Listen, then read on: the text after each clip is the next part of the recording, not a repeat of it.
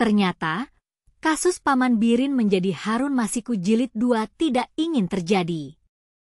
KPK sangat berhati-hati dalam menangkap Syahbirin Nur, Gubernur Kalimantan Selatan yang ditetapkan sebagai tersangka kasus dugaan suap. IM 57 Institute, yang berisi mantan pegawai KPK, mengharapkan KPK dapat menangkap Paman Birin sebelum hal itu terjadi. Ketua IM 57 Institute, M. Praswat Nugraha, mengatakan bahwa KPK memiliki kemampuan teknis dalam penanganan kasus ini, tetapi ada faktor lain yang membuat hal tersebut belum terjadi.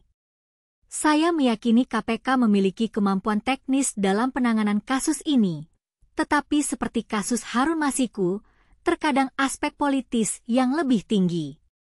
Pimpinan KPK pada masa akhir harus dapat menunjukkan jangan sampai gagal untuk kesekian kalinya, ujarnya. Praswat juga berharap publik tidak dibohongi di kasus Paman Birin.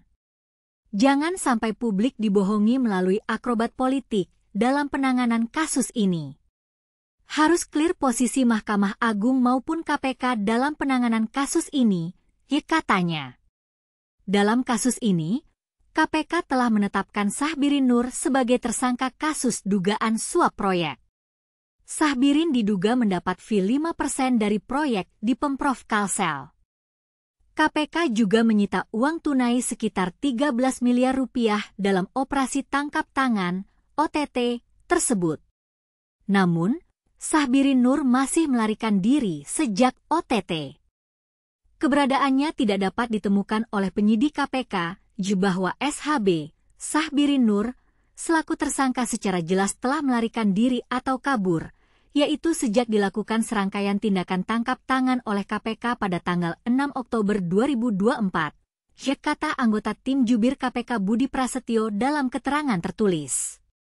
Sementara, Masyarakat Anti Korupsi Indonesia, MAKI, mendesak KPK memasukkan Gubernur Kalimantan Selatan, Kalsel, Syahbirin Nur atau Paman Birin yang merupakan tersangka dugaan korupsi ke daftar pencarian orang, DPO.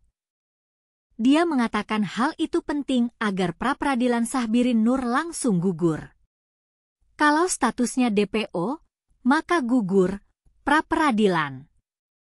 Tidak tahu kenapa tidak diterbitkan DPO, sehingga menggugurkan pra-peradilan yang sekarang sedang berlangsung. Harusnya KPK membawa surat DPO, dibawa ke hakim, gugatan, langsung gugur. Kalau ini kan bisa hilang status tersangkanya, kata Koordinator MAKI, Boyamin Saiman. KPK harus dapat menangkap Paman Birin sebelum kasus ini menjadi Harun Masiku Jilid 2. KPK harus dapat memberikan klarifikasi yang jelas dalam kasus ini, agar publik tidak dibohongi.